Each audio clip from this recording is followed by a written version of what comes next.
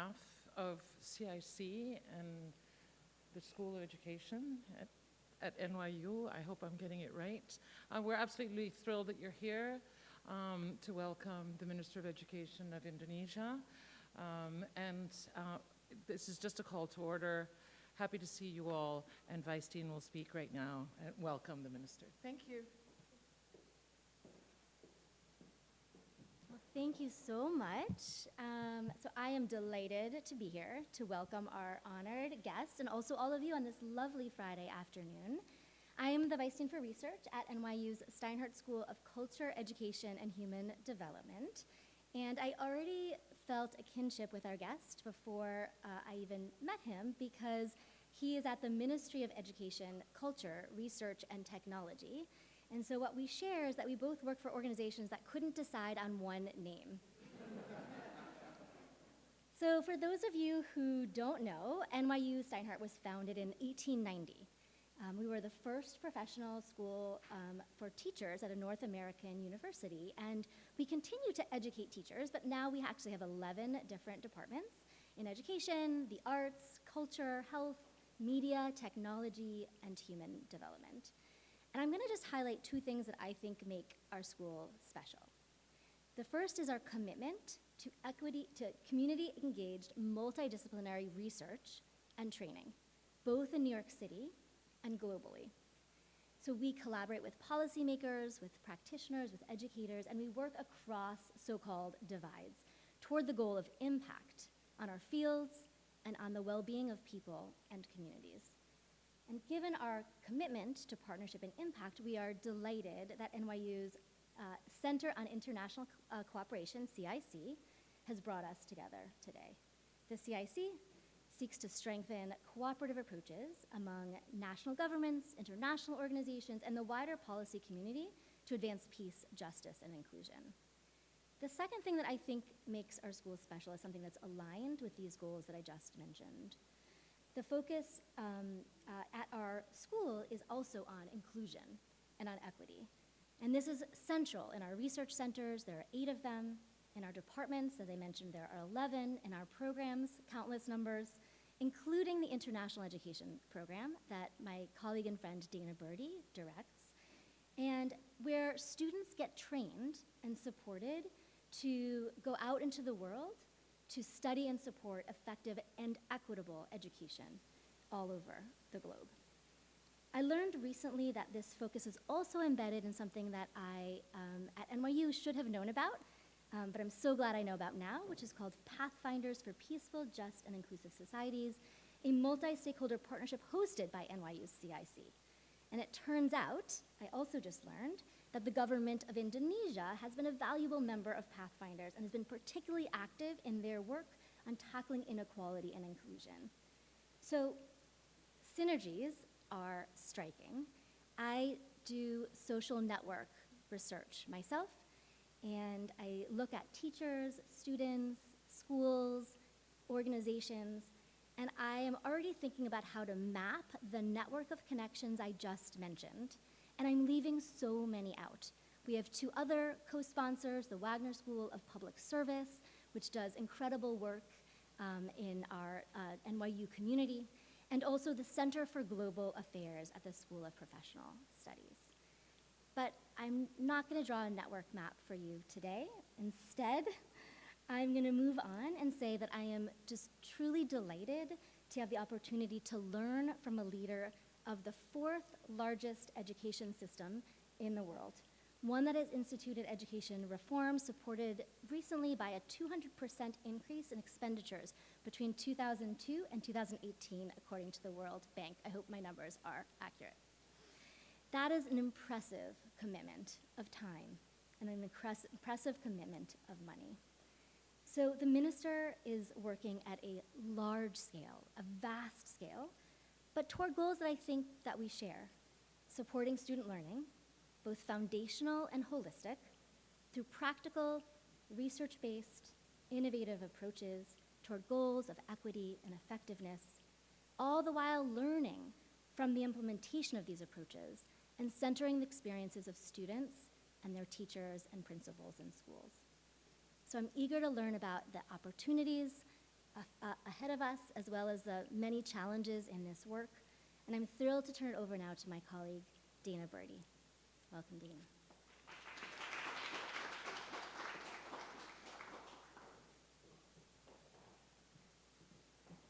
Thank you so much, Elise. Can everyone hear me okay? The acoustics in this room are sometimes great and sometimes not so great. So just wave if you can't hear me. I'm so thrilled to be here with you today, to be here in New York in person with a world leader in education from, as Elise noted, the 4th largest education system in the world in Indonesia.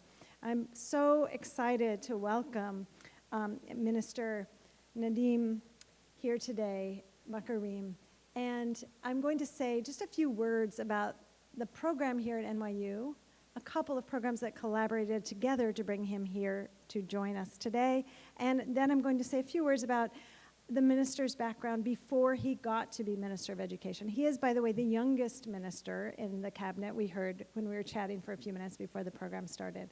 So that's also very exciting and interesting for, I'm sure, many of our graduates in the room who emulate your path and would like to hear more about how to become a minister shortly after they've graduated from NYU. So take note, everybody.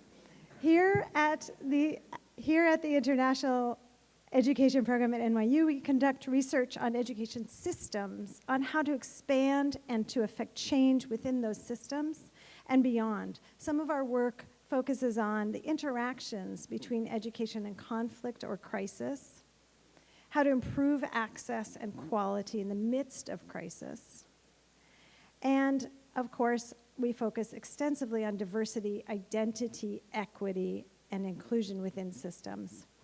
I know that the minister speaks to those points directly. He will speak to those points directly in his presentation, and it's a concern of Indonesians writ large.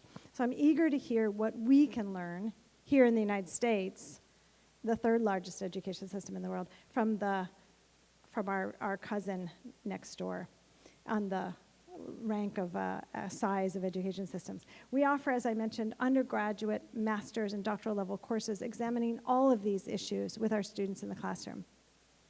We are thrilled to work with NYU Center on International Cooperation, Wagner School of Public Policy, and the Center for Global Affairs to host the Minister of Education of Indonesia here today. Let me make a note, a little bit of additional detail that Elise started to provide to you about Pathfinders. The NYU Center on International Cooperation specializes in the links between policy, security, justice, humanitarian responses, and sustainable development. It seeks to strengthen cooperative approaches among national governments, international organizations, and the wider policy community to advance peace, justice, and inclusion. The government of Indonesia is a valuable member of the Pathfinders for Peaceful, Just, and Inclusive Societies and has been on board since the program started.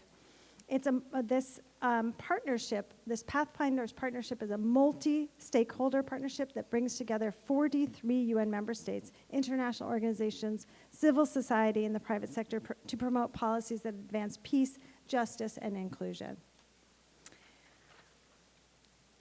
Indonesia has been particularly active in the Pathfinders' work on tackling inequality and exclusion. Minister Nadiem Anwar Makarim is a current Minister of Education, Culture, Research, and Technology. I also picked up on the similarity between our names, as Elise noted. Very happy to see that similarity, of the Republic of Indonesia. He founded a company before becoming Minister of Education. He was well established in the private sector. And I also find that admirable when a very well-established private sector figure moves into the public service, particularly public service in the field of education. He founded a company called Gojek in 2010, which is a transportation network company and logistics startup company that became Indonesia's first startup with enormous value, over 10 billion. And I'm wondering, of course, as he's sitting here with us today, we've recently heard the news about Patagonia's founder making a decision to I wonder if that's something that might be, down the line in the future, maybe maybe. Given the values that I think the minister here with us today holds, that might be a question that we can hold in our minds, maybe not ask. It's not the question for today. But Minister Makarim was appointed as Minister of Education Culture and Research and Technology by President Joko Widodo in his second term cabinet in 2019. So within a very short time, since 2019, Minister Makarim has introduced a number of innovative and I would say quite remarkable changes that he will tell you about today.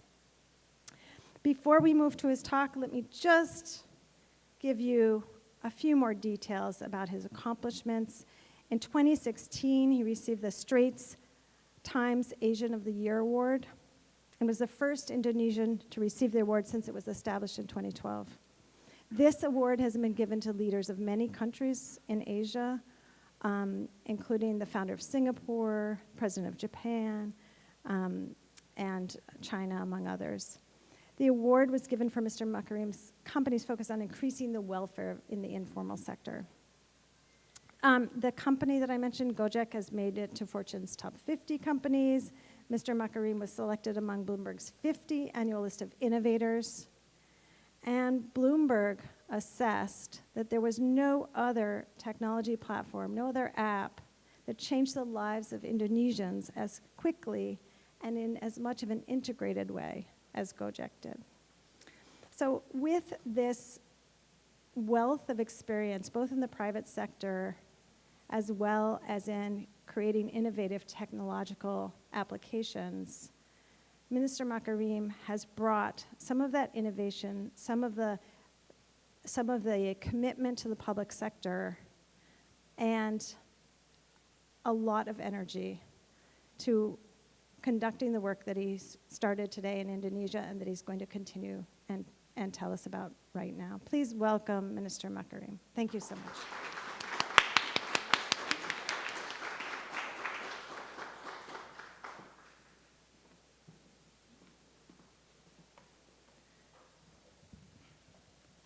Thank you so much.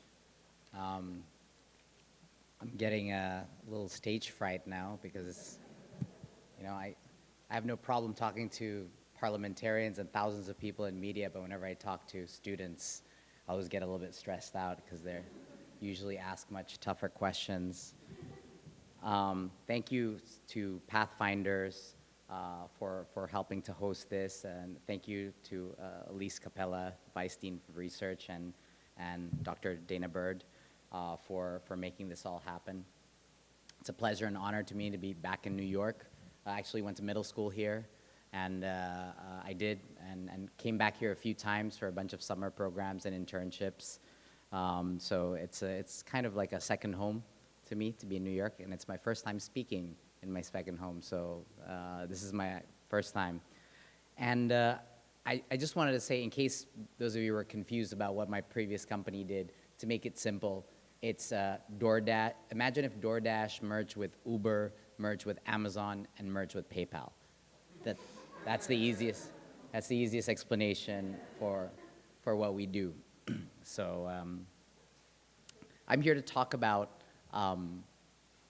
what we did in Indonesia, and I want to give a caveat here that a lot of what we do is very, very pragmatic and action-oriented. And forgive me for not going deep into the philosophical or pedagogical principles. Because ultimately, in the world of education, I think most people know what to do. That's not really rocket science. The hard part is gathering the political will and actually going up and doing it. And that's what takes a lot of courage. And that's what takes a lot of commitment. And this is what I wanted to talk about Indonesia.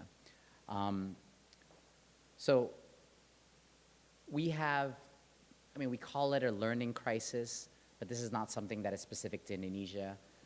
PISA scores in Indonesia has consistently called over 70% of around 15-year-old students are below the minimum competency level in literacy and numeracy. I wish I could tell you that there was a primary cause of this, but education, unlike tech, is one of the most complex multivariable problems. Trust me, I've been trying for the past 3 years since I became minister to try to find the silver bullet, the root cause problem for education, and there is none. There are many, many problems that all are entangled with each other. And so as you'll see in our presentation, there is no silver bullet to education, unfortunately. I wish there was. There's a bunch of lead bullets that have to be all attacked at the same time using pragmatism as an overarching principle and courage. Those two things, pragmatism and courage to get things done.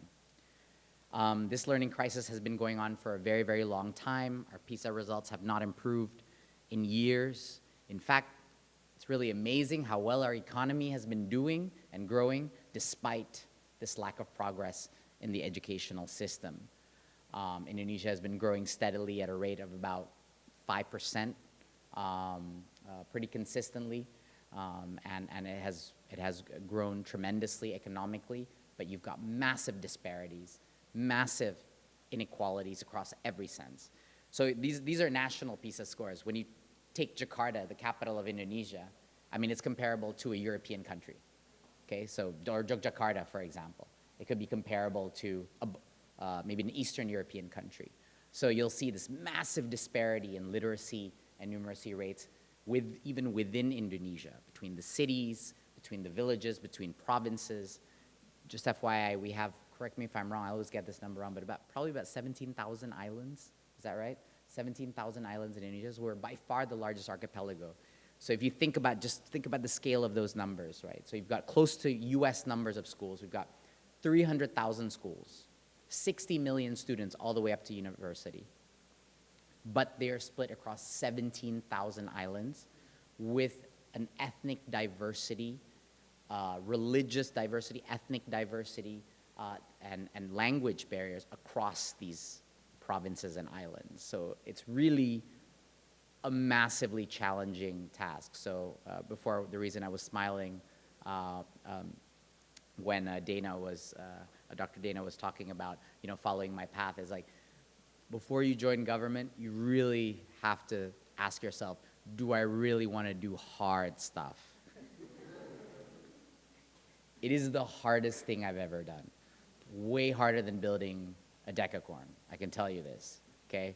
So only get into public service if you really like difficult things, because this one tops it for me.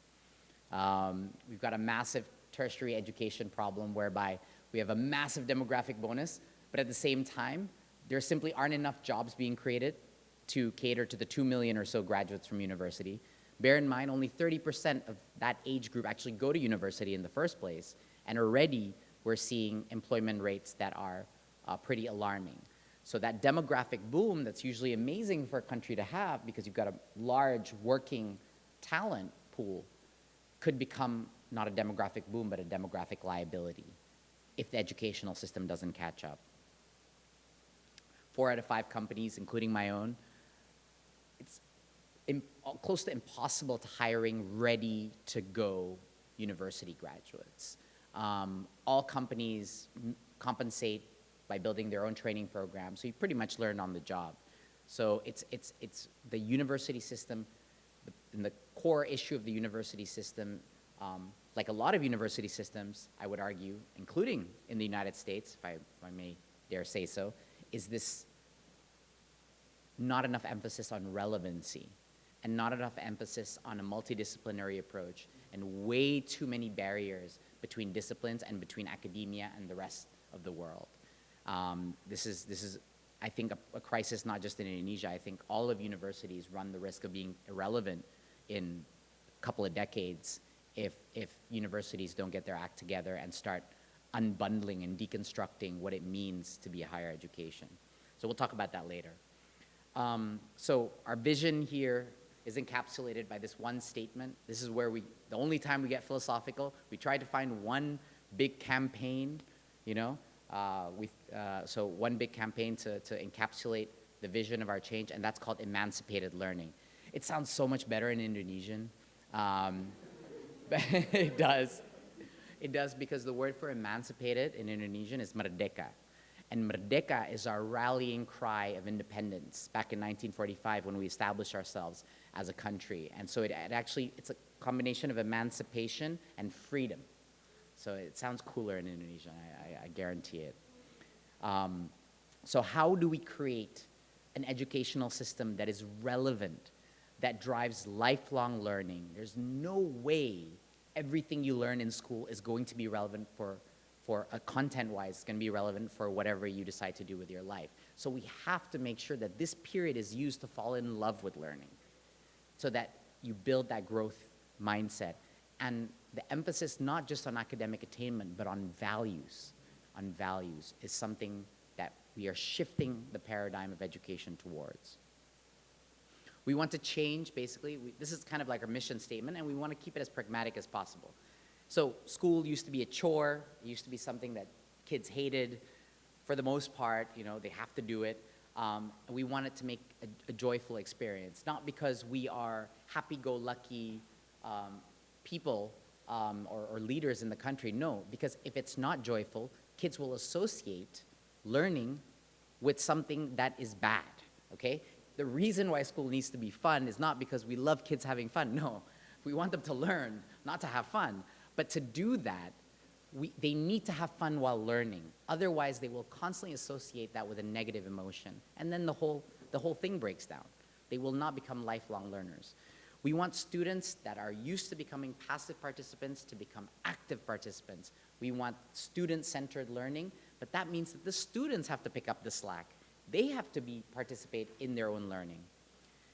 Before, teachers were training based primarily on theory. Good theory. I'm not one to criticize all types of theory, but the teacher training theory is a big important part of teacher training, but it is not the most useful. I'm going to say that. And I'll tell you what is the most useful. Same thing like with a musician or with an athlete or any type of skill or craft that you need to do. The only way to get better is by practicing and watching people better than you do it. Okay? It's very simple. This is the law of how you get better at a skill. Teaching is no different. Teaching is a skill. And so moving that teacher training from theory-based, giving them tons of diagrams and philosophies about teaching, no, let's focus on actually practical-based clinical training. And this is something OECD, Andreas Schleicher and OECD has been preaching about for decades, saying, please, clinically train your teachers. Don't put them in a room and make them read a bunch of books and master some frameworks. It's not gonna help. They need to go out there and see the way you would learn piano or a sport, same concept. Teachers traditionally were just executing a curriculum. They were the hands and feet of an existing body of knowledge, and they were supposed to somehow transmit it to students. That is no longer relevant today. Teachers have to be co-creators of the curriculum. They need to have agency at whatever level they are in. And this is the most frustrating part. This paradigm that developing countries must wait until their teachers get really good academically, acumen, before they can have agency in deciding or co-creating their curriculum. This is the most silly and uneducated statement that is, believe it or not, being spoken by academics in the field of education, okay? How you can't. When a teacher hasn't reached that level of competency yet, they should just be robots, basically, and administrative. This is the most nonsensical thing we have found, and we plan to break that paradigm. And of course, the last thing is principals or leaders of schools as administrators, essentially. They're managing the finances of the school, dealing with certain HR issues and financial issues. We want to change that paradigm where the principal is the chief coaching officer of the teachers. They are the instructional leader. They may not teach, but they work to make the teachers better. And that's what the CEO of a school should be doing. Their focus should be about making their teachers the best at what they do. So what do we do? This is just a sliver of what we've done in the past 3 years. We actually launched 22 packages of policies, but to keep it simple, I just break it into 4 groups. So actually, we called it episodes because we wanted it to look like a Netflix series so people would remember it, right? So we actually did that. We were the first ministry to put it. Is it episodes? So we're up to 22 episodes right now. So we can always refer, remember episode 5? Remember episode 6? Or like, yeah. So the first thing is we have to measure, if you can't, in the words of John Doerr, I don't know if you know John Doerr, one of the most famous Silicon Valley coaches or gurus, if you can't measure something, you can't make it better. So first we have to fix the measurement tool itself. Then, of course, curriculum, that needs to change, and I'll explain, we'll go deeper into each of these later. And then change how you move along the system. The second part is about teaching, of course. The third is higher education, that final step before entering the workforce, though for many, the final step is actually in high school. And then, of course, we talk about the digitalization of the initiatives, and we'll go through this one by one. I won't go through them now because it's part of the presentation. So, if you can't measure something, you can't make it better. 6 months into my job, I did probably one of the most controversial things. We got rid of high stakes subject-based testing that has been for decades in Indonesia. This is a test. Traditionally, it was a test. It was subject-based. And this test determined whether you got into the public schools or no. So the kids that scored the highest, traditionally the kids that scored the highest would get into the public schools. And the kids that didn't score the highest, because we had limited public schools, they would have to go to private schools. And it was subject-based, so drilling really was what worked. So can you imagine how discriminatory that system was? So you basically said all the rich kids, or the well-to-do kids, basically got into the public schools, that you did not have to pay a fee. And where do all the poor kids that couldn't drill for this test go to? They went to private schools where you had to pay a fee. This had been happening for decades.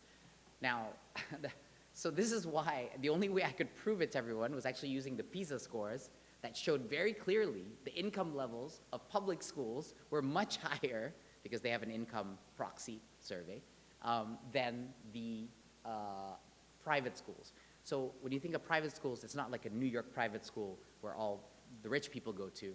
In Indonesia, we have a vast amount of poor, far more socioeconomically poor private schools all across Indonesia.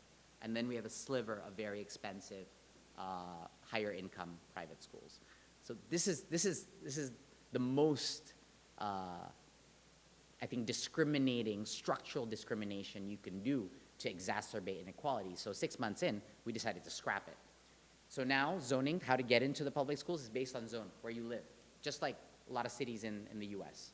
Okay, we do that, very simple, huge amount of resistance, we had demonstrations of all these moms that have put their kids through all this test training and test prep, and we had to change that. So it was a massive upheaval that we caused. I got threatened by some very powerful people, and all this stuff, and you just gotta stick to it.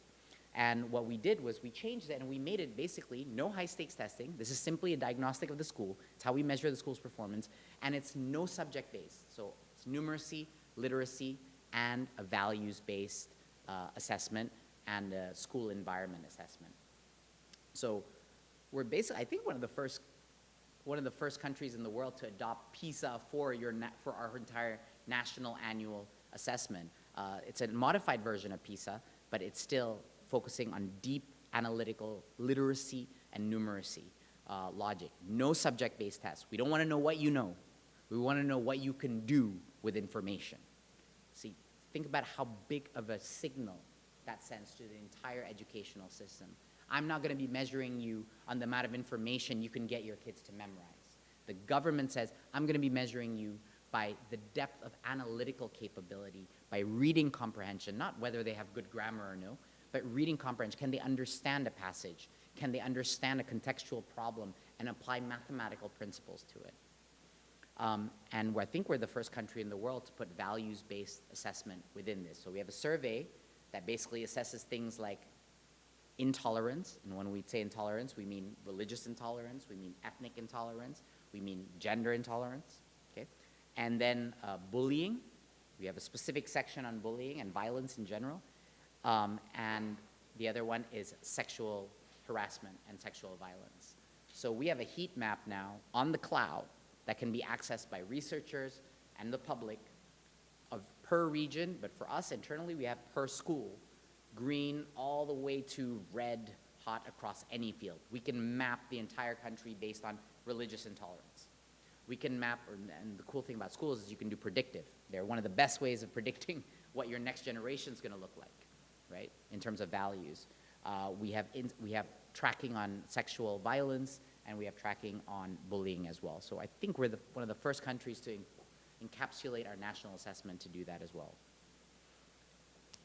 We recently introduced a new curriculum, and we did it differently from what it was done before. Educational systems very often get traumatized by changes of curriculum because it gets shoved down teachers' throats by force.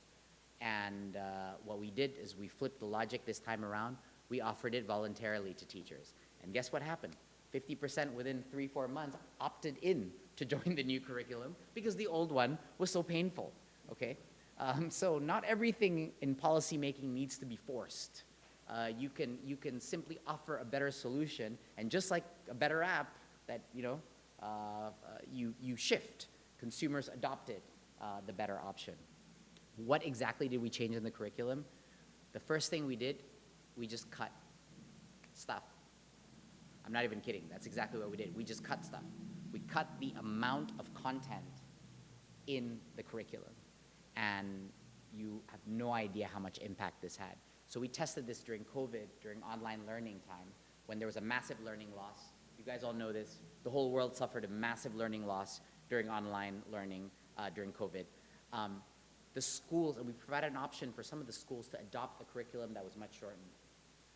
The learning loss of the group that opted for a much more shortened, simplified curriculum was 70% less than the ones that stuck to the old curriculum, okay? So the phrase less is more cannot be more pertinent than to educational systems, especially at the lower age, okay? Less is more. Why? Makes perfect sense. You can go much deeper into every single topic. You can go much more analytical, you can go deeper, you can achieve mastery, you can catch up from behind. Number 2, more freedom. We used to have tracks in high school. These were these terrible tracks that you've got science track and humanities track in high school. And guess where all the smart kids go to? Good, yeah. So there's this entire, almost like an apartheid, if you will, whereby all the kids that join the science track get access to the best universities, were considered to be the smartest students, etc. And so you've got all these kids that are in love with humanities that cannot go down that route, but they're really smart, and they want to get into top universities, so they're forced to go take the science track. And they don't have any choice to do that, and then their whole destinies are determined by it. In the meantime, 50% of high schoolers are in vocational schools that don't even have those subjects. They're excluded, okay? So if you think about this, so we killed the whole track system in the new curriculum. Foundational, grade 10, you do everything, a little bit of everything. Grade 11 and 12, you get to choose what you want. And it doesn't determine for what you want to do in university too, and I'll talk about that later. The other thing we did was, instead of telling teachers what to do, we used to tell teachers how to teach the week, okay? We used to tell teachers, the week you have to do this many subjects, this many hours per week. You know what we did? We made it into a year. We said, this is what you have to teach in a year. Whether you want to play catch up on geometry for the first 3 months of school, that's up to you, okay? We have, the World Bank report came up with various assessments whereby our kids were 2 years behind very often. And why can't they catch up? Because the national curriculum forces them to keep moving up. This does not happen only in Indonesia, it happens in the US, it happens in Europe, it happens in all these countries whereby a 4th grader in the city will be taught, needs to be taught the same thing as a 4th grader in the middle of an island out in eastern Indonesia. This makes 0 sense whatsoever, okay? So the ability for teachers to move up and down the curriculum as the level of competency that is required by their class or even within their class is so important. The third part is we took 20% of class time, removed them from class, and provided a menu of thematic project-based learning. Tons of projects. We provide a menu, climate change, interreligious tolerance, local crafts, entrepreneurship, social projects around the school. Whatever that thematic is, teachers are free to select these thematic projects, and we took that 20% of class time and put it into project-based learning. I don't think I need to explain why project-based learning is important. Everyone gets that here. The last thing we did was we changed the final incentive at the end of that system, which is the university entrance exam.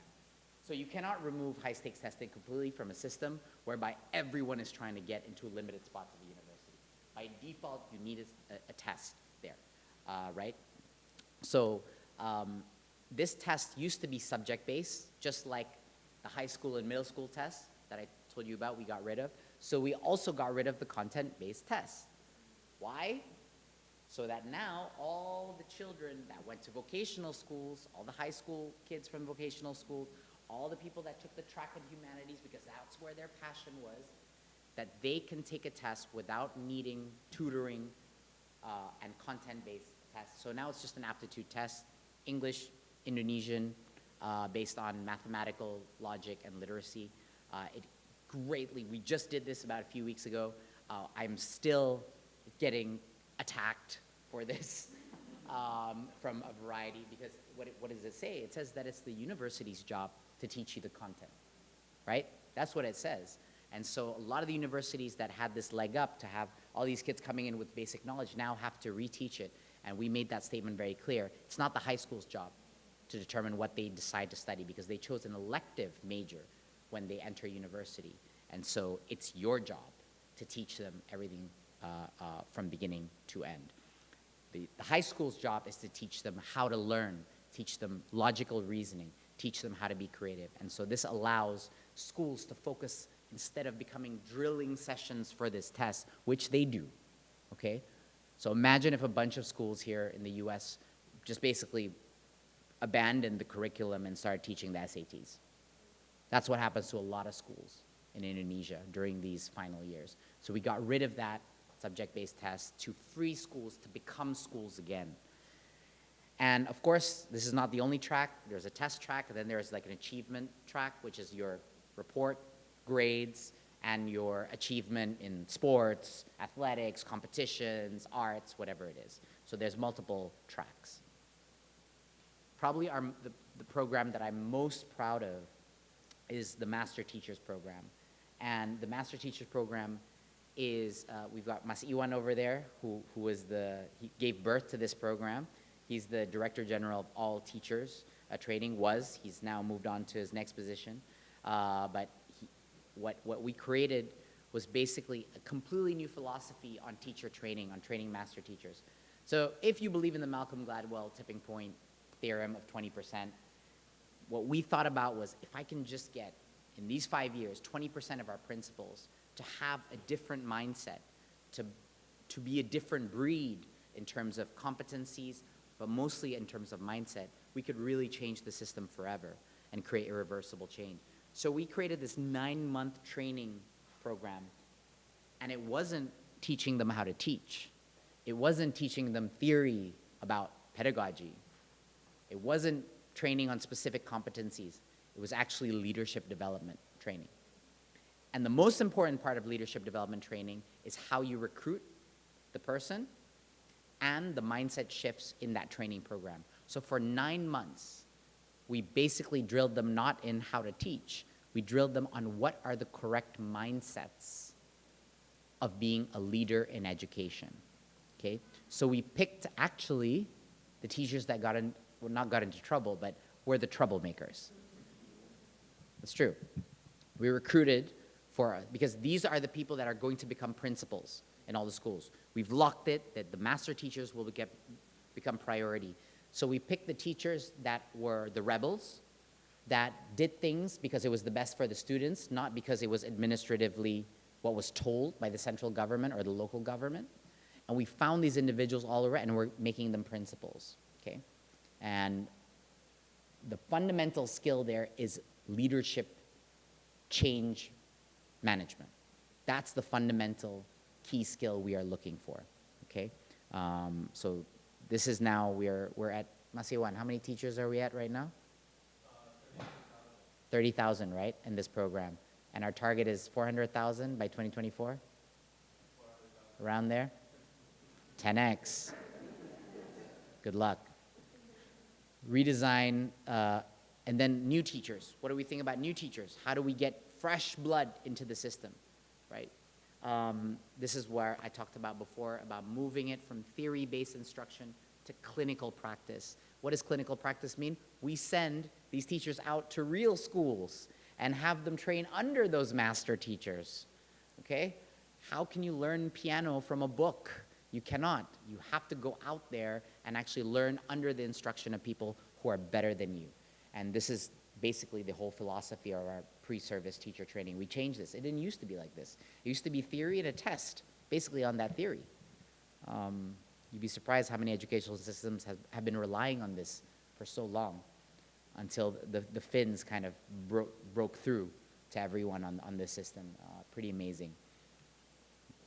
But the most radical thing we did was in higher education. This is the crazy one, so just to let you know, schools in Indonesia, and this is how complicated it is, middle school and elementary school are in the regency level. Regency is one below province. So the equivalent here would be state is province, and municipality or county is regency, right? So elementary and middle school is under the regency government, one sublevel over province. High school is in the provincial government. Universities is directly under the ministry, centralized, okay?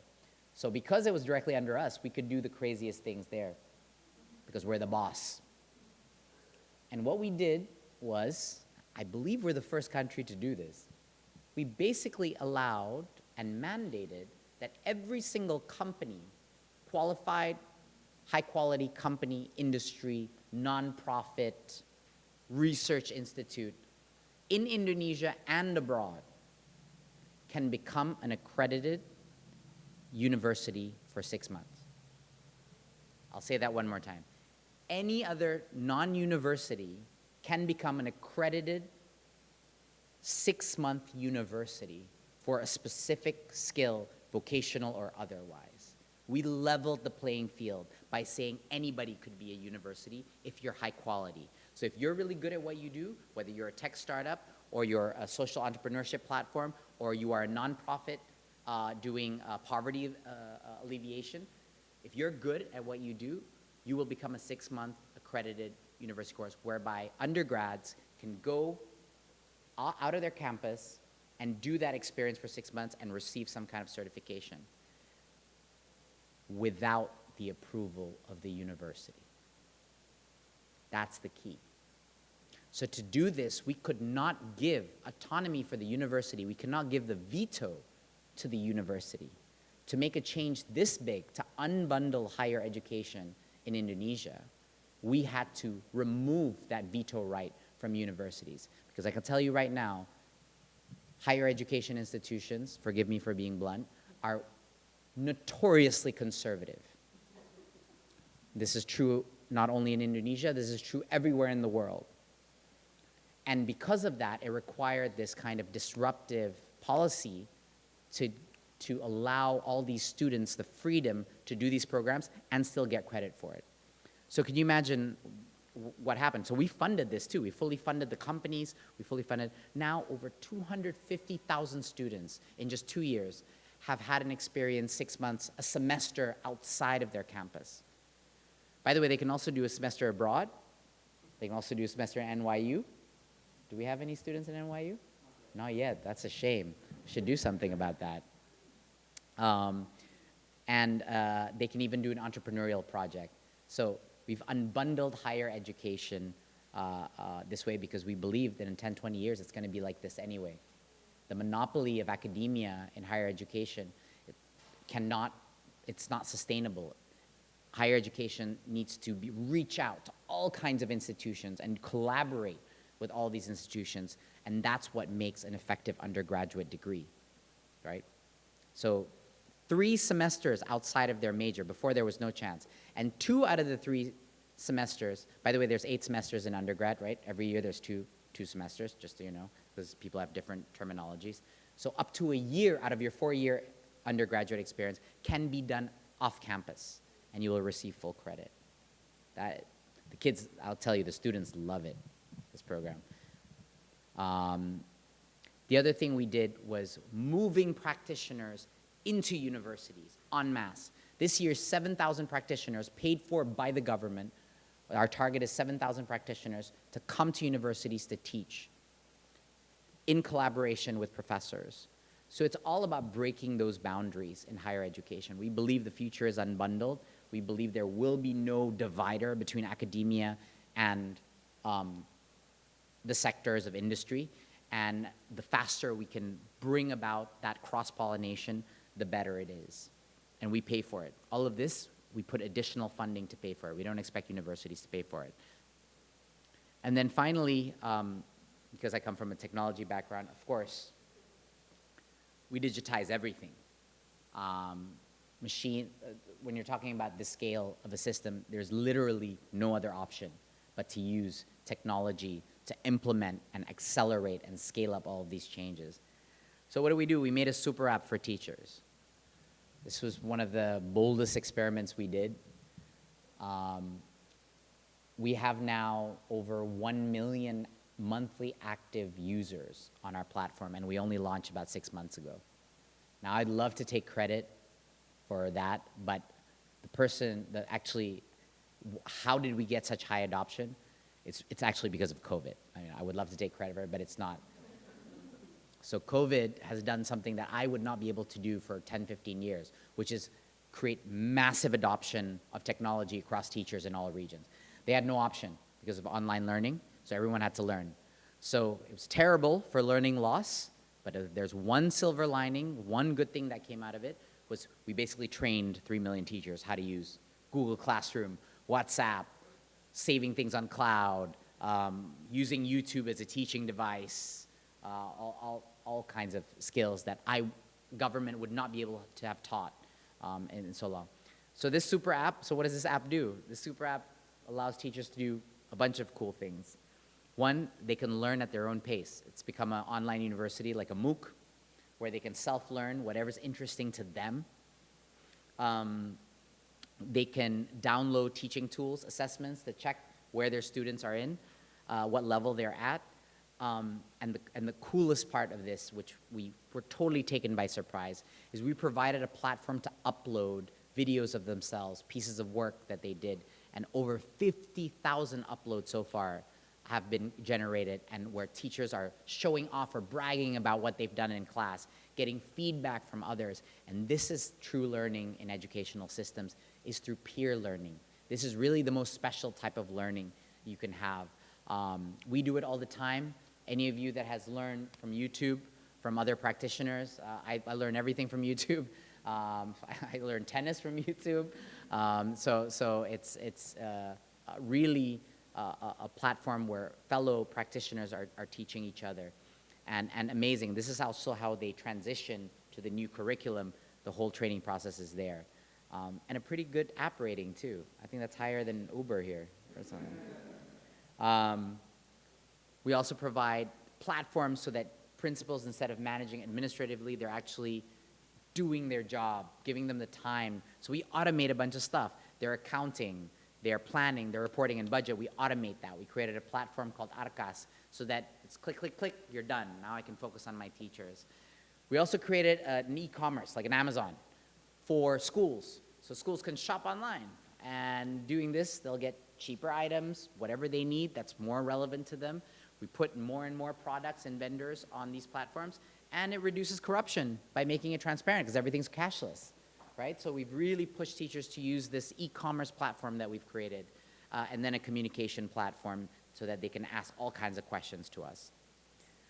We created a dating site, actually, except it wasn't a dating site for dating. It was a dating site to match researchers in university with industry practitioners that are trying to solve a problem. So when they match, then the government funds their research program. Oh, sorry. This is this one. There it is. So this is a platform that basically accelerates our research. So when a private industry puts in an investment in a project or an innovative project in university, the government will match it right away. And this is the online platform where they meet. And this is their dating site, if you will. So this has been accelerating, doubling and tripling every year because it's always oversubscribed. So it's just amazing the power of platforms. Once you put an opportunity out there for people to collaborate, they match, and especially when you put funding behind it. We also created a platform for all these university students to find these activities outside of campus, and that's why we have so many university students that are now finding all these off-campus activities, the one I described before. That's also a digital product. So the last part of this is just talking about the challenges. Everything that I've just mentioned had massive amounts of resistance. When we launched the first regulation on sexual violence in universities, which was a landmark regulation, we were accused of legalizing free sex in Indonesia because of the word without consent, which is an important part. When we tried to eliminate subject-based testing, we got accused of making the next generation more stupid. Okay, when we push the neighborhood-based entrance to get into public high schools, we were accused of killing meritocracy and killing the spirit of kids that worked really hard.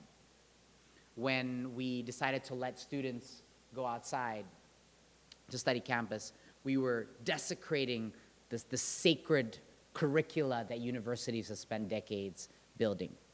Okay, the accusations are plenty. So rule number one, if there isn't noise, you're probably not doing enough to change.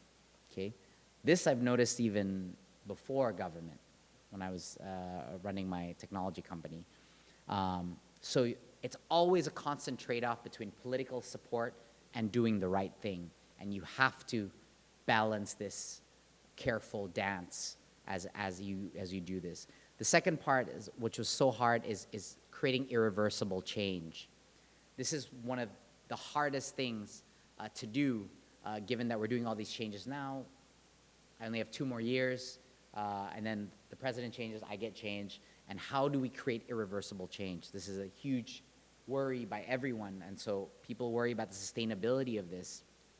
And this is why we're launching always regulations and laws that will create some level of permanence to this transformation.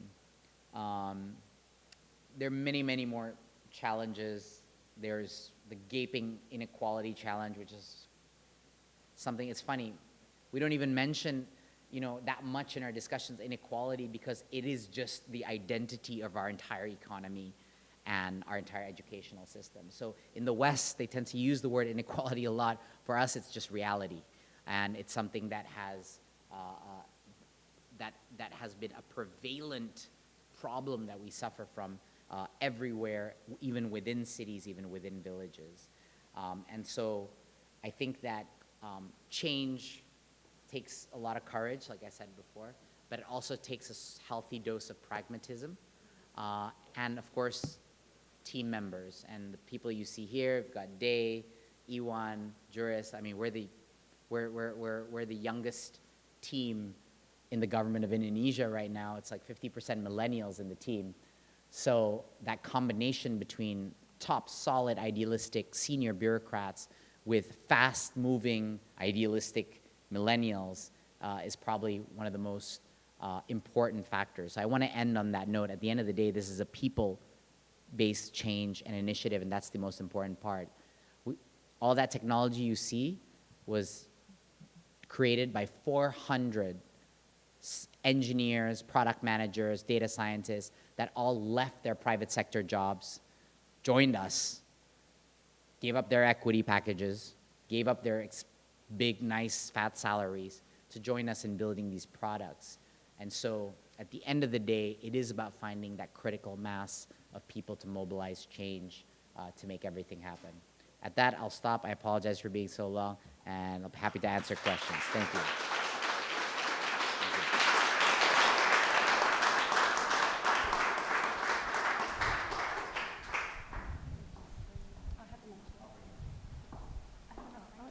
mic. Oh, I guess it's fine. sorry. Coordinating microphones. Okay, thank you so much. That was riveting. I was so excited to hear about all these incredible ideas that you are promoting in Indonesia. I'm really excited to hear more.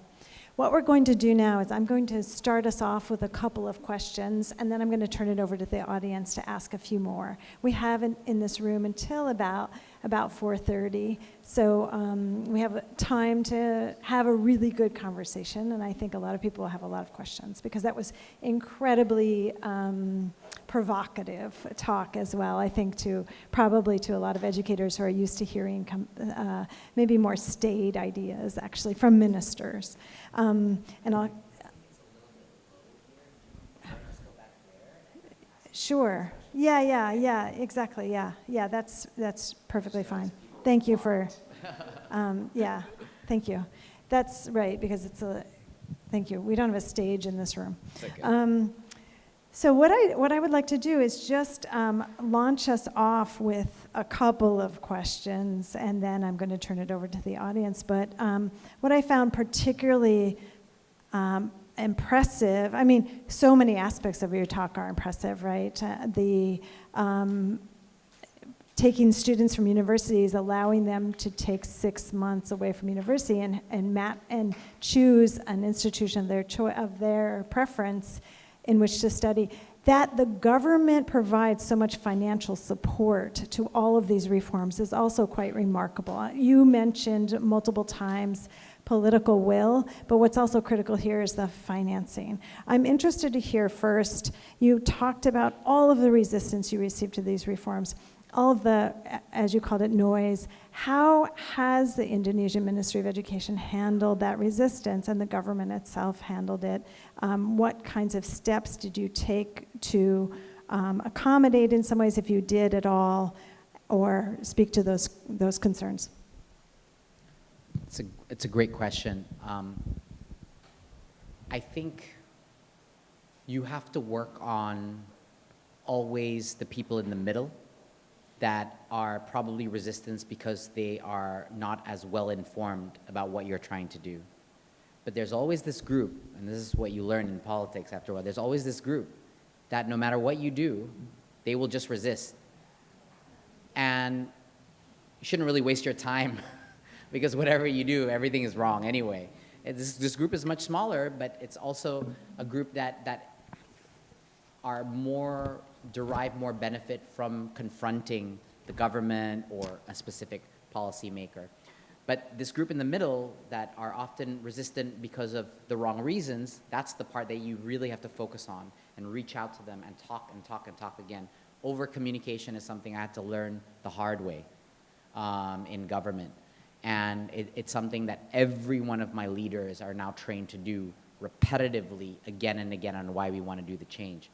So, for example, when we launched the sexual violence law in higher education, even though there was that initial very, very aggressive attacks, because we held our ground, within a few months, the silent majority came to our rescue. And then everyone who did not want to speak up or maybe felt like this is their chance to speak up. And so, and not only women, men as well. And that's what eventually gave us the public support. So I think with all change, commitment and your own level of how the public views your integrity is extremely important. Like, how hard are you going to defend your views and why? So we have shown consistently policies that have favored the disadvantaged. And so you set that precedent early, and so the trust begins. So for example, in financial regulation, the first regulation we did on financial regulation was to stop uniform providing of budget based on student count. And what we did was we changed it. The poorer regions receive more per student. And we made this structural change to give more to the poorer regions per student. And it's those goodwill building initiatives that built a reputation for integrity. And once you build that, then you use that political capital for the harder things to do. So it's all about building political capital and then spending it. on the hard things. Build it more, earn more, spend it. So, you know, this is intuitive for politicians, and I think, but I came from the private sector. I had to learn it. So what you're hearing is language from a layman to describe how I would use it, like a currency, if you will. But it's important to maintain your integrity throughout. So I think that's really what we did. And we showed that early, but we never backed down, actually, from any change. We adapted, we compromised, always. You always have to have a certain level of compromise. Change the wording a bit here.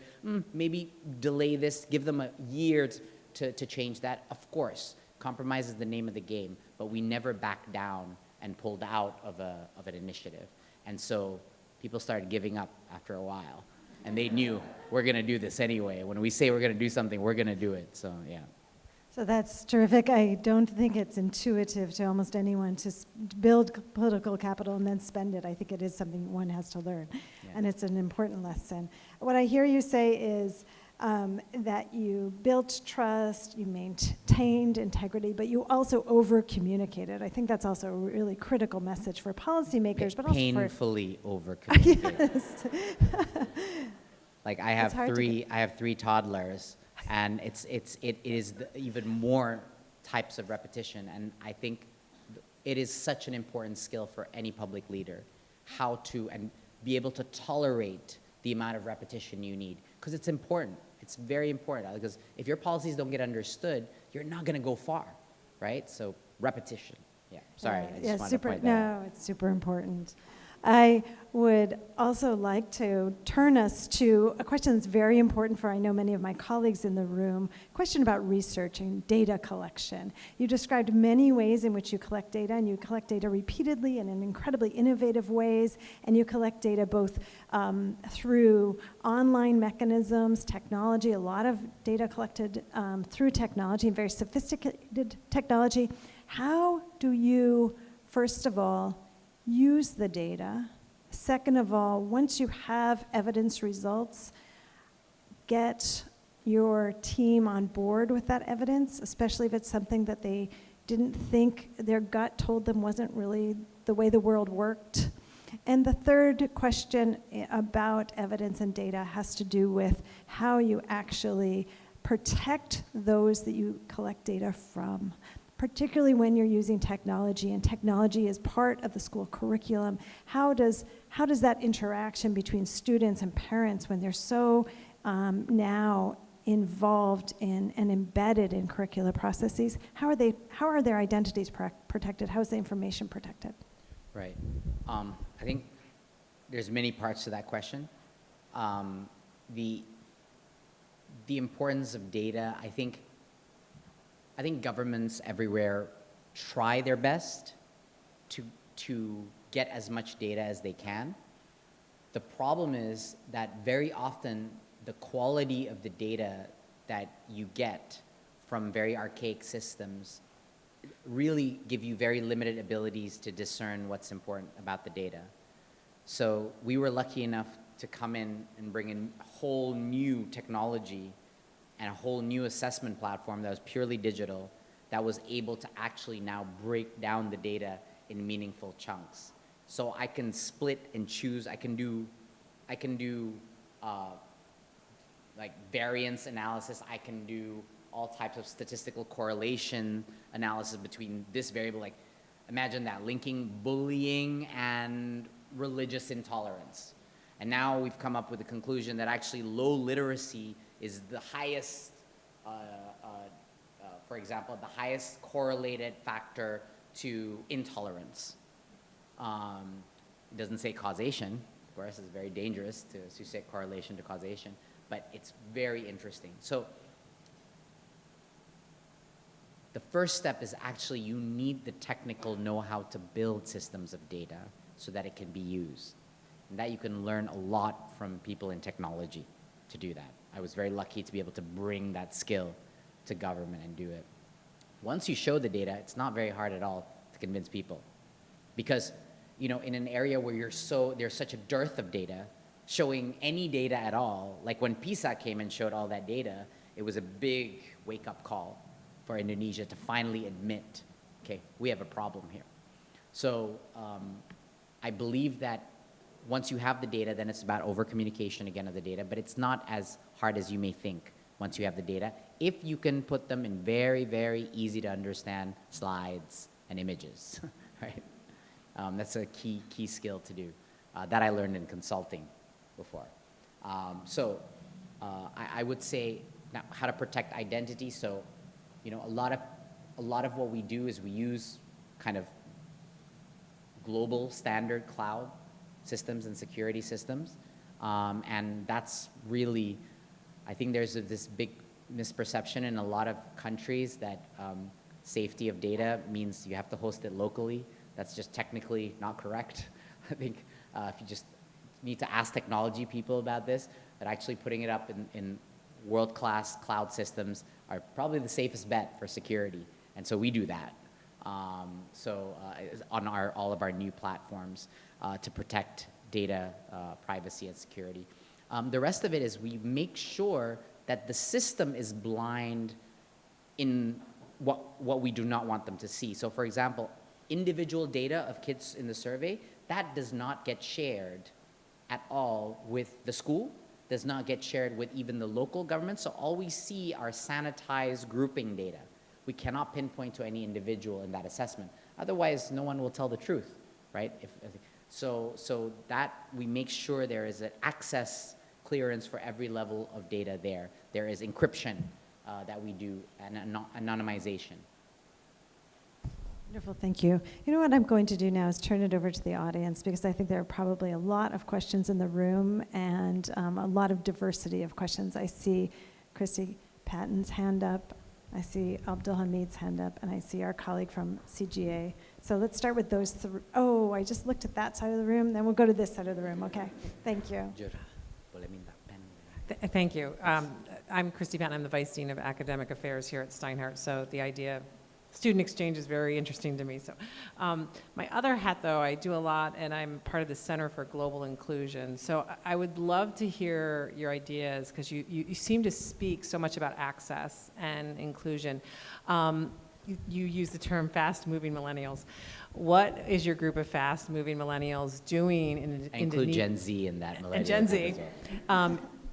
Doing in Indonesia around disability. Disability. Yeah, and students with disabilities, because so much of this is geared towards access. So I'm wondering what your thoughts are on that, because it's a lot of work I do globally and here in New York City. So I'm curious. Should I take like 3 questions and answer? And then Yeah, go let's another do round? let's do 3 in a row, the people that I pointed out, and then I'll turn to this side of the room. Yeah, I have 2 quick questions. One is about PISA. So PISA is, you said that it's adopted nationally for national assessment. How hard is it? Because PISA is like really hard to implement. Is the expertise local to Indonesia, or like other people come in, and how do you administer it nationally, and how frequently? That's one. And another is, you talked about the language barrier and linguistic diversity. How have you considered it? Because digitization and standardizations and like national assessments and indicators, that also requires there to be like a standardized language or like a dominant language. How do you like navigate that? Great question. Okay. Third one. Thank you very much, Minister. And I just want to begin by commending you for 2 things. Number one, talking about the interdisciplinary approach, which we also call the transdisciplinary approach here. Second, for employing millennials. Because I think it is something that others need to learn as well. I look at the UN, for example, and it's shocking that less than 5% of the UN staff is less than 30 years old. So, yeah. It is right. It is absolutely, and it tells you a lot. And therefore, you know, and I'm not sure whether again your department is the minority in your government, but I think there's some. So there, and there's a pattern there that we can see. But I wanted to ask you a question. But just to be clear, millennials are like 40-year-olds and below. There we go. Yes, they're already, yeah. So even with that number, I think the UN doesn't come up very high. But I wanted to, turn a little bit to your other brief and your other hat, that of technology. And this notion now, both in the multilateral sphere, of what is being called multi-stakeholderism, the notion of engaging with the private sector in governance. And with the SDGs in particular, it's not just all of government, but all of country as well. Given that, and given your position as as a minister, how do you see other governments, Indonesia, but other governments as well, trying to go in the direction of multi-stakeholders, engaging more of the private sector in addition to the more traditional centers of power, as it were? And is there a formula that you can sort of recommend and suggest? Thank you so much. Thank you. Should I try to Yes, answer please, those yeah. first? Okay. First on disability. So we have this concept called inclusive schools. And inclusive schools is not, so we also have specialized schools for disabled only, but there simply aren't enough. So the concept that we created was this concept of an inclusive school, but for all schools to be inclusive. So it's a program similar to like a school transformation program. So it's a dimension that we do that actually tries to make schools ready to be able to include disabled in all aspects of disability. So so all types of such as autism, ADHD, physical impediments, and all sorts. So we have no option but to make schools inclusive. And to do that, what we do is, right now we are very ill-equipped to do that. So Mas Iwan, what his idea was, is to go to the very source. The teacher training programs will have mandatory components of how to handle disabled students and how to actually include them as part of the mainstream curriculum instead of trying to exclude them. And I think that's really the way to go to prepare every teacher, because the philosophy the logic is simple. If we can prepare every teacher to be able to deal with adversity and students who have disability, they will, whether they're handling students with disability or no, they will become better teachers. This is one of the best trainings a teacher can go through and actually become a better teacher, is by handling that kind of adversity. So our interventions are now, we want to get to the source. It may not be as fast as doing it right now to all schools, but it's going to be more permanent. The return on investment on the new generation of teachers, 5% of teachers retire every year. So we have a big opportunity to move this new breed of fresh blood teachers that are student-centered learning, understand disability, et cetera. Hope that answers your question. How to localize PISA. So we didn't actually take PISA, that was a simplification. We actually created our own assessment using the principles of PISA, which is numeracy and literacy. And we did it through all a digital computer-based test.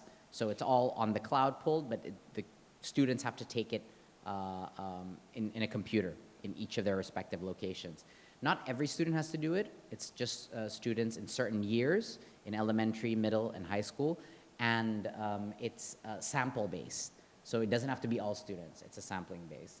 How frequent is it? We do it annually for every elementary school, for every middle school, and every high school and vocational high school at that level, every year, annually. This year was the first year we ever did it. So next year we'll have our first Delta comparison on this. It was difficult because of the scale. It wasn't difficult because of the language. I like to use the comparison of, because a lot of people from countries like India, for example, often ask this question about language.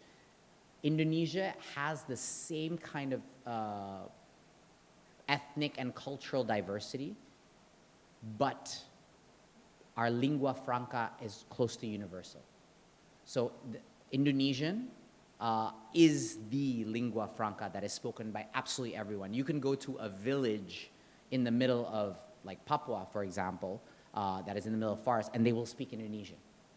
Yeah, so it is something that has been generationally a very strong government program to push for Indonesian language, and all the TV, media, everything is also in Indonesian language. So maybe a little bit different, like for example, I have heard that in certain parts of India, still the provincial or the state language is still dominant. In Indonesia, it's not. A vast majority of everyone, including in the villages, speak Indonesian. So we're quite fortunate to have that. So the test is in Indonesian, is in Bahasa Indonesia. Fourth, engaging the private sector, how to engage them. Well, it's certainly helpful when you can think like them. It's almost impossible to be able to negotiate and try to incentivize someone to do it if you can't understand what their incentives are. So when we go and pitch to companies, it's very simple what our pitch is. We say, look, there is no way, you've been complaining about our universities not being able to supply you with relevant talent. Okay, I'm going to give you the opportunity and the funding to do it yourself. So if you don't participate, then you got no right to complain. Okay, it's a very simple pitch. So I'm giving them free money, basically, to fund their own talent training and recruitment process, because they can take kids, the best and brightest, for 6 months and train them in whatever they want. And we say it's okay, and the universities cannot veto. So, of course, once we pitch it that way, that the government of Indonesia is bankrolling their own talent recruitment process, then it makes sense to them. It clicks. Okay. We're subsidizing your own future talent that goes straight to your bottom line. And we said the same thing when they created these programs. We went and told all of them. I had 100 CEOs on Zoom telling me, and I basically said, I appreciate very much your CSR and philanthropy efforts, but this is not what I'm talking about now. This program for Campus Merdeka is not a CSR or philanthropy project. Do not do this project, okay? If it is a part of your CSR, then great, but that's not the objective. The objective here is to align our educational system with your specific business interests. So don't create a course that will look good on newspaper articles. Create a 6-month program that will make your bottom line in 5 years that much higher. Think purely on your own business bottom line. Create the training program that will achieve that, and we will help fund it for you. You get to pick the students. You get full autonomy to design it. So for them, it's like, what am I losing here? This is a great deal. The other pitch we did was the match fund. So we thought about them again. You have a research, you have an innovation you want to do? Okay, you pay our university to launch that innovation project or research or particular study program you have there. I'll double it. So companies see this, what, you're willing to double my research budget if I go through the universities? Yes, simple incentive, not some complicated tax incentive. You put 100, I put 100, simple. Let's call it like that. So the simplicity and language you need to use in the private sector, you need to have come from the private sector. You need to understand how simple, how they think. How does the HR director think? How does the CFO think about how to spend money? So you really need to relate on them at that level. Hope that answers your question. More questions? Thank you so much. I did promise this room, and I see 3 questions right here. Karina, and I don't know your name, and I don't know your name. So you 3, please. Yeah, doesn't matter. We'll take all 3 at once, so just please ask one after the next. Sorry, I just want to make sure we're still okay on time. We're good. Okay. Yeah. All right, so I've got 2 questions. The first one is, because Indonesia is so big, 17,000 islands, how are you making sure that rural regions like Irian Jaya and like Ambon, those places are able to access like Campus Merdeka? Mm-hmm. My second question is, do you guys take interns ever? Do I take interns? Yeah. My team? Of course, yes. Want to sign up? Maybe. Hi, my question. I'm from Wagner Student of Public Service. So yeah, as a policy student, my question is like, how do you select which policy to take? Because you mentioned that your term is only like 5 years, and how do you ensure that your policy is the best course of action to take within the constrained time limit, and especially with the constrained time limit? Thank you. Sorry, just to clarify on that question, how do I know if it's the right policy period, or how do I know that it might be reversed. Those are two very different things. Oh yeah, I mean, Which out one? of all those 22 episodes that you take, which one do you know that would perform best out of those different problems that you encounter? Oh, okay. Because there are, probably there's like a lot of robust RCT that shows different solutions to different problems, and how do you apply it to Indonesian standpoint? Thank you. Thank you. Thank you for that great presentation. I didn't introduce myself at the beginning, and I'm Karina, Gerlach, Senior Advisor at CIC, and I've been working with Pathfinders, which was so eloquently described by our colleagues. And one of our big projects is on inequality and exclusion. Colleagues of mine were just in Indonesia on this project, and we've been working with Indonesia from the get-go. Clearly, so many of the things that you are doing, I mean, you say that it's embedded in the Indonesian society, but clearly so much of what you're doing, one would hope to see in 5 years a significant change in inequality and particularly inclusion, because you are including remote areas. What would be your measure of success when it comes to, you know, that phrase of yours that, you know, in Indonesia, it just is. Inequality just is. Does that mean that people don't hope that it can change? And what would be your measure? And then on a little, maybe more playful note, I really, really, as you were speaking, was wondering, you love problem solving, it's pretty clear, but how were you recruited? How? How were you recruited by the president? By the president? Because clearly running the company that you did, and you clearly have his political backing, because if not, you know, the whole issue of gaining political will and then using it, you couldn't do that without the backing of the top executive. But how, in God's name, did he convince you to take this job? Okay. Great questions. See, I knew I was nervous for a reason. How does Irian Jaya and Maluku get into Campus Merdeka? Very simply, the structure of the program. So what we did was, we had this design choice in the beginning, where, what do we do? Should we just give money to universities to build these programs individually, right? That would have been way easier, right? We don't have to do anything. We just give money and then we monitor and evaluate. So let's give all the universities a certain amount of money and they make their own programs outside. But what would happen? In Indonesia, we have a handful of universities, large research-based universities, that are on the top of the ladder. And if we did that, if we gave funding to every and they would have their own programs, then obviously they would only create, all the best companies would only go to the top 10 universities, right? So instead, what we did was we leveled the playing field. We became the aggregator, the ministry.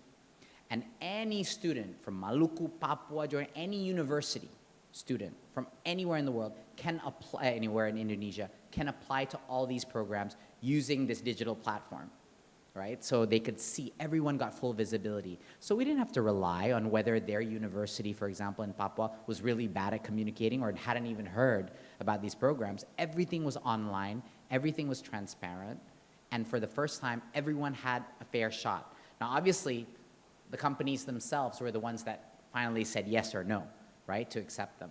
But a lot of them had like problem-solving tests as their entry criteria, and that's how you actually ignore their brands. A lot of these smart kids, but they come from the outer regions, et cetera, they're getting in now into these companies they would never have gotten in if it was only restricted to like the Ivy Leagues, if you will, right? We have this kind of group of the Ivy League national universities. So that's kind of how we leveled the playing field to ensure. Plus, we provide funding for transport. So if they have, so the cost that we are need blind, basically, to these programs. And so we will pay for their flight and accommodation, depending if they have to travel to a big city, which they do, most of them. So we pay for that as well. So I hope that kind of answers how they get access. Of course, certain companies will still have biases towards big brands, and we're not forcing them to take it, but it's way more egalitarian than leaving it to each university. The second point, how to know that solutions are hitting the problem. Basically, how do you know you're right? That's a really tough question. Unfortunately, in education, you don't really know if you get things right until about 10 years, 15 years, okay, realistically. The output. So not only is this the most complex multivariable problem, education, it is also one of the most unrewarding problems to solve because you don't know. It takes a huge leap of faith to see the final outcomes. The final outcomes, and the question you asked, the metric of success, should be literacy and numeracy rates going up. If I had to pick one North Star metric, but in 10 years, for example, cannot be 5 years. 5 years is just the foundation. The setup is 5 years.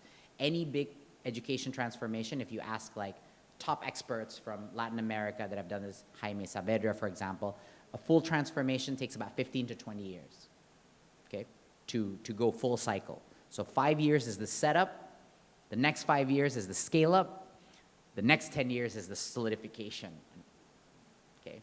So I've only had 3 years so far, I got another 2 years. So all I'm doing is the setup. So I do the breaking stuff, and then the next 5 years I hope. So to answer your question, you need to then not look at the outcomes, because that'll never come till later. You need to look at metrics that are below that, some of the input metrics. So how do I know that Guru Penggerak or the Master Teacher Program is the most effective? Okay? One of the things we do is I go to the regions.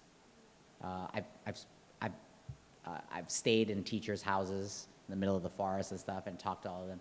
And these master teachers are the movers and shakers in each of the areas. So they become community leaders, almost like tribe leaders, if you will. And they're recruiting all the time. And how I know it's working, teachers, there's no extra money, by the way, for master teachers. Just because you get into this exclusive elite program of master teachers, you don't get a cent more money. So it's only, that's another thing in policy making, be very careful about where you deploy your money. Money can destroy incentives very quickly, okay? So there was no extra money given to these master teachers, so all of these people joined, and how I knew it was working was when all the other teachers were trying to get into the program. Why were they trying to get into the program? There's no extra money. These teachers are already being paid, in many situations, close to nothing, okay? That's a whole other issue that we didn't discuss today, the welfare of teachers, which we're solving, but we didn't have enough time today. But so that's a measure of success. How popular is the demand for this cashless incentive to join this master teacher program? So that means the prestige of the master teachers was getting established. And you want that. You want that. You want them to be proud of their profession. You want that to be a high status thing. You want teaching to be a high status profession, period. That's our goal for whole teaching. You want teaching to be someone they can be proud of and say, I'm a master teacher. Oh, okay, this person knows something. You know, I should respect this person. So that's an example to know it's working.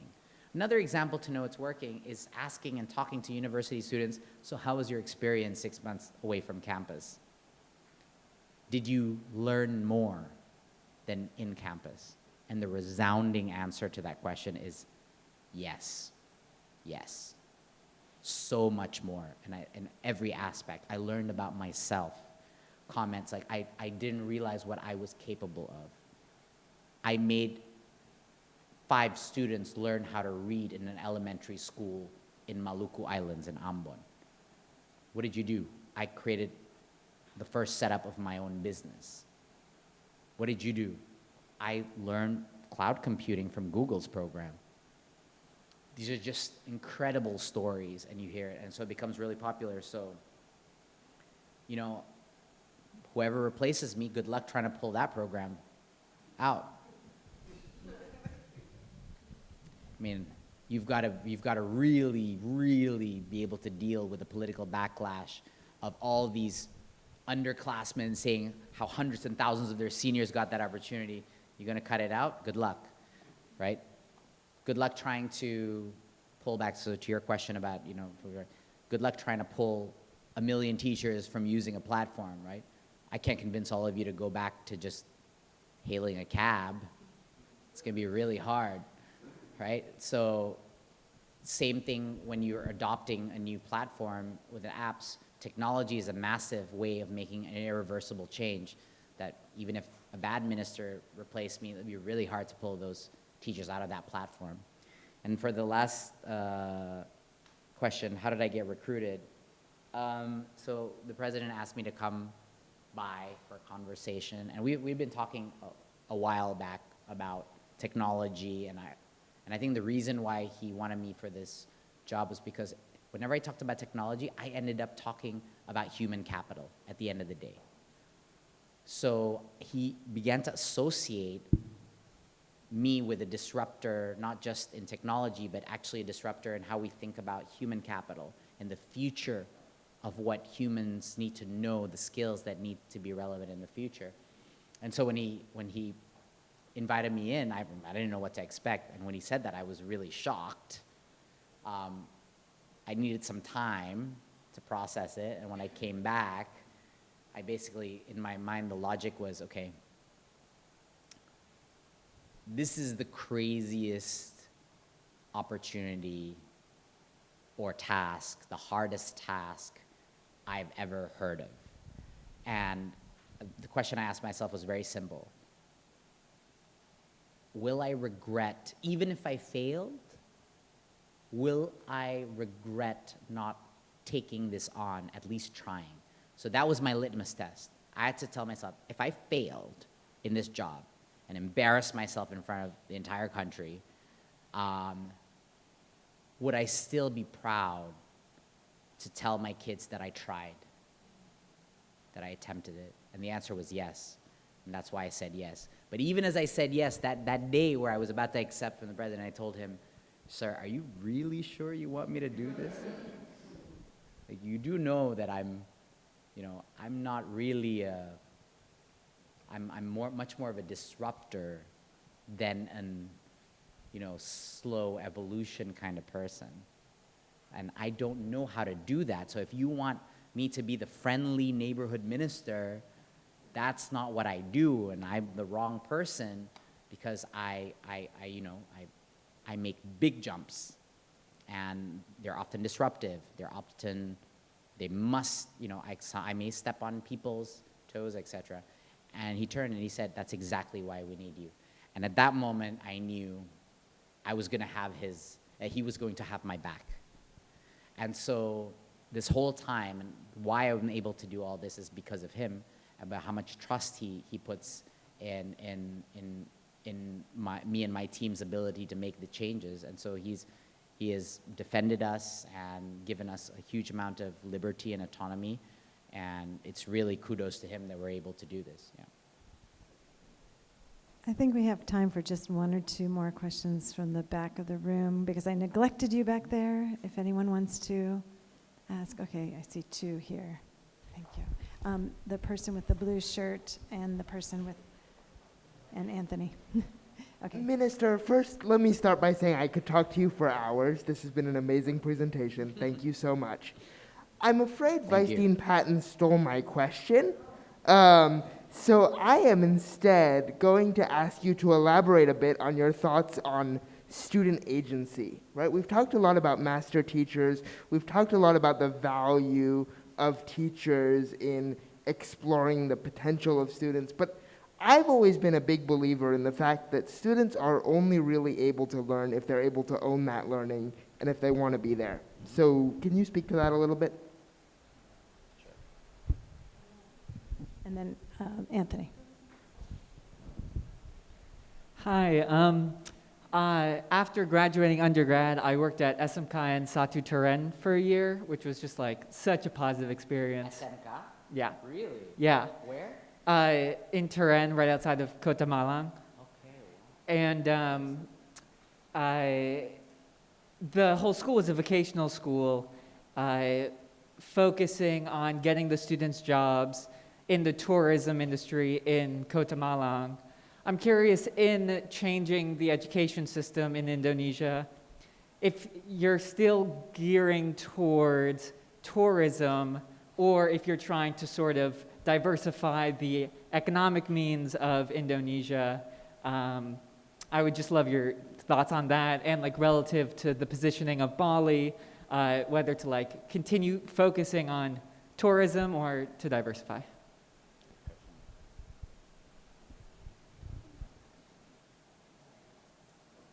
Yeah, just I think over to the minister. It's okay. Very short question. I can do two more questions. Then Okay. Oh, sorry. Okay. One short question, Mr. Minister. I know that Indonesia is generously hosting refugees from South Asia, from Middle East, and probably other countries. How inclusive the education system is to provide education for refugees? I know that Indonesia is hosting, for example, Afghan refugees for over a decade, and then there are Syrian refugees. How inclusive the education system is? Thank you. And one more. Yeah. One at the back. Anthony had his hand up for this person right next to you.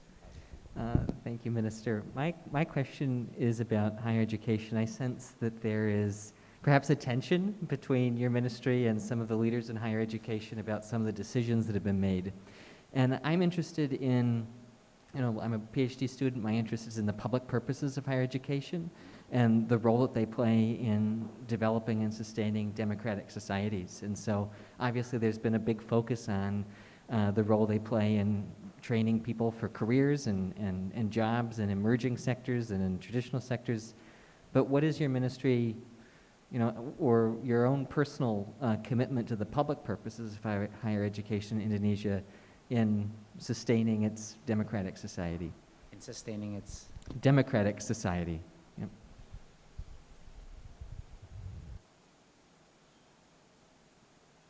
Great question. Okay.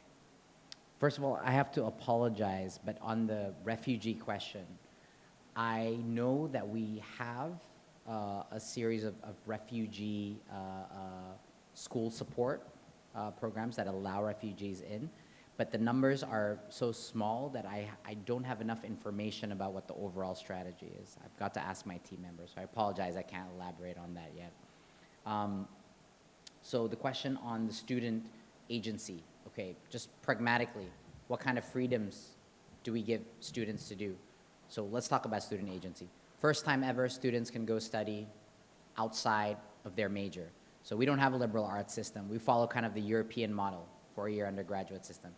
But for the first time ever, now they can have 3 out of their 8 semesters outside of their major. So they're free to choose. Now, that's a huge amount of autonomy and agency, and they can do it outside too, so choice. High school students, for the first time, do not have to choose the track under the new curriculum, and they get to choose their own subjects at 11th and 12th grade.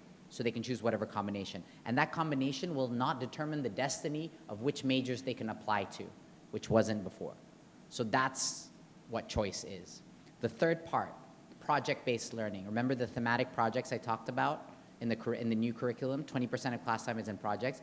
Students and teachers are free to choose which projects they want to participate on. It's not class-specific. So that's the part where the school actually works as a whole unit, not per class or even per grade. You can actually choose which projects you want to participate in based on your own passion. So that really adds a huge amount of student agency. The fourth part is in the whole concept of student-centered learning is about bringing the student as an active participator. So what you'll see in our training modules for teachers and the videos of how to visualize it, often it's so complicated, there's so many different things. You wanna know what a good class looks like, and this is how we teach our teachers. You wanna know what a good class looks like? It's a noisy class, okay? A good class is a noisy class. And very often, noisy classes, they're all in their different circles, all talking at the same time. And guess where the teacher is? The teacher's not just in front, the teacher's moving around. Teachers moving around to this table, to that table, etc. So how we decide to teach what is active student-centered learning to the teacher affects that agency in every student because they're actively participating, discussing their subjects, working in small group teams, and then teacher moving around. So there's a lot of these elements. There's many, many more. But the whole point is about delivering agency, not just for the students, but also for the teachers. Don't forget, you cannot, it doesn't work. There's no scenario in which you give agency to students and not give agency to teachers. Please understand, this is like the physics of the education system. You cannot expect innovative children if you do not allow your teachers to be innovative. And innovative requires them to experiment and do all these stuff. So same philosophy. You don't give the teachers agency, forget about the students. So those two are inexorably linked. On SMK and tourism, SMK tourism is a massive focus in SMK. In fact, it's one of our biggest segments. But within tourism, there's so many different subsets. There's culinary, right? There's hotel and hospitality, right? Management. There's language training. There's crafts and culture. There's arts and culture. And so all of that falls under the mega tourism bucket or culture. If you look at, for example, a country like Thailand, where a huge chunk of its GDP comes from tourism, Indonesia is, at this point, still very much underperforming. And we have literally everything. We have the best diving sites in the world. We have the most islands in the world, the most beautiful beaches in the world, the only one out of the last two mega lungs of the world, rainforests.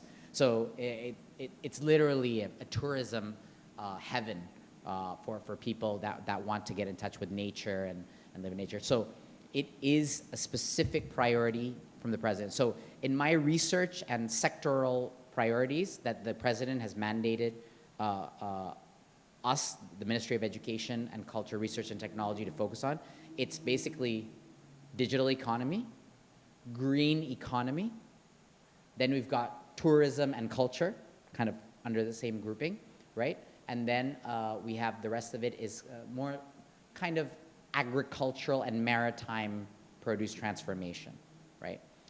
Those are kind of the key strategic areas that we focus our research funding on in universities, as well as focus on our SMK and vocation. And why we love that whole theme of hospitality and tourism for SMKs is because there's a lot of small and medium businesses that can employ it. When you're talking about vocational schooling, the more specific you go to only big industry, it's risky, because you don't know if those big industries are going to hire continuously. But if you focus on the small and medium businesses, where F&B, for example, food and beverage is a massive SMB-based problem, you will always have more and more employment. Last question on democratic society. For the first time in our new package of laws that we'll be releasing, we will be formalizing mandatory Pancasila ideology teaching in schools everywhere. So to have a dedicated policy called Pancasila. All of our values of democratic participation are embedded in this national ideology of Pancasila, okay? So, for example, what we're doing in higher education right now, there used to be a mandatory course called Pancasila and Citizenship, blah, blah, blah, but it was kind of like a cookie cutter course. No professor really wanted to teach it because it's mandatory, it's state-led. So we changed that component into a project option. So we allowed every single university to change that class into a multidisciplinary project where you had to apply those principles of democracy, of debate, of social entrepreneurship in a project. So that was one of the biggest things that we did. When we're talking about building a democratic society, what could be more powerful than making a democratic class?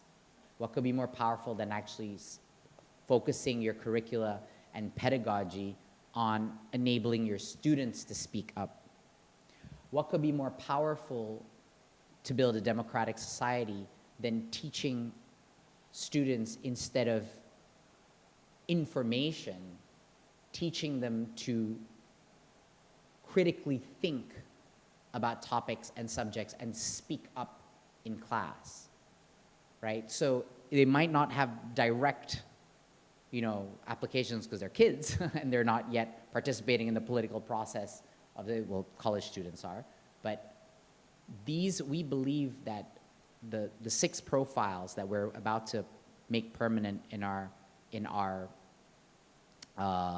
new law is what are the 6 profiles that we want. So we want spirituality and morality. These are our 6 pillars of the emancipated learning goals. Spirituality and morality, tolerance and love of diversity, what we call, and global citizenship, direct translation, creativity, teamwork and empathy, independence and growth mindset, critical thinking and problem solving.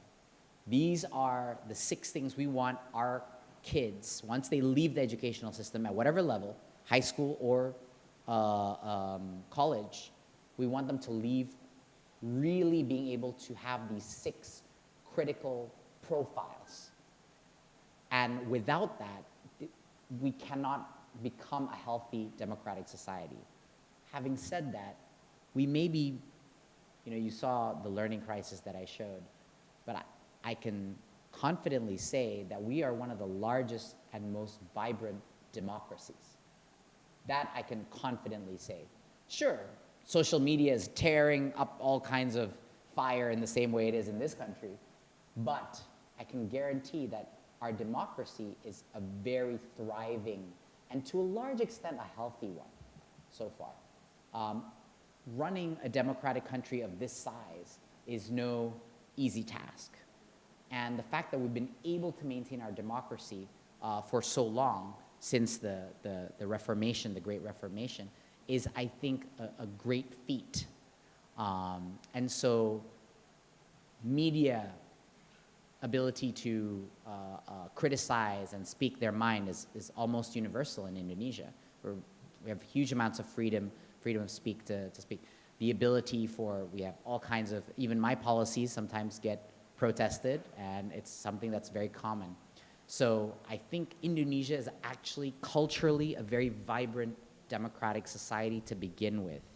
What we do need, though, to make that healthier is make sure the next generation has enough critical thinking so that those thoughts and participation and activism, they get to initiate it based on their own will instead of hijacked by the wills of others. I think that is the fundamental role an education can play. So you become the producer of that civic activity, not a wheel or a cog in someone else's agenda. Thank you. Thank you so much.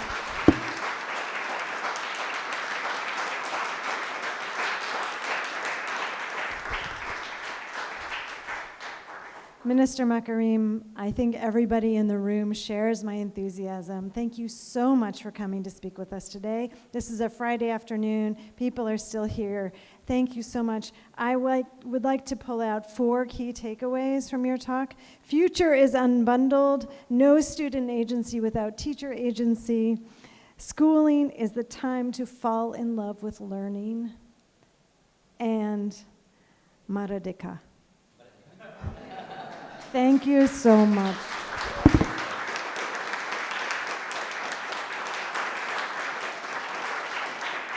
Thanks to the audience for the wonderful questions. Really, thank you.